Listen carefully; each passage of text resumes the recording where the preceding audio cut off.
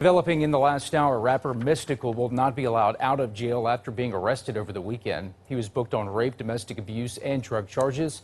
News 2's Bess Casserly has been in the Ascension Parish courtroom all day. So, Bess, how did the judge come to this decision?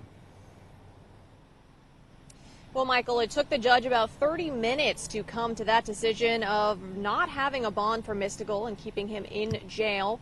He says the reasons behind that decision are because of his lengthy criminal history and the fact that the victim in this case said she felt like he would do it again. No bond for rapper Mystikal, whose latest criminal charges include rape and false imprisonment. Extremely disappointed that the judge decided that he needed to hold Mr. Tyler without bond. Roy Maughan has represented Mystikal, whose real name is Michael Tyler, for 2 decades. Maughan also defended him in a 2002 rape case in which he pleaded guilty and served 6 years. We felt that given the long-standing relationship between Mr. Tyler and the victim in the case, and the fact that that they have a son together for 22 years, there's never been any suggestion of domestic violence between them.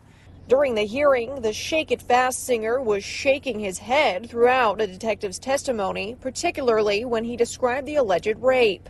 According to the victim's statement, Tyler became violent suddenly and irrationally during what had been an amicable meeting. She said that he seemed fine when they were initially talking. At some point he stepped away, maybe to the restroom. He came back a completely different person. Several different kinds of drugs were found at his residence, but there's no proof that he had taken any.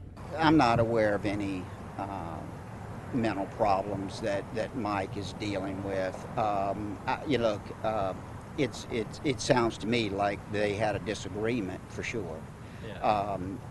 Whether it was related to substance use or otherwise, I have no idea. Mr. Maughan says it's too early to talk about how Mystikal might plead in this case, but there is a grand jury coming next week, according to the DA, and we'll find out if he is indicted on those charges then. Reporting live, Bess Casserly, WBRZ News 2.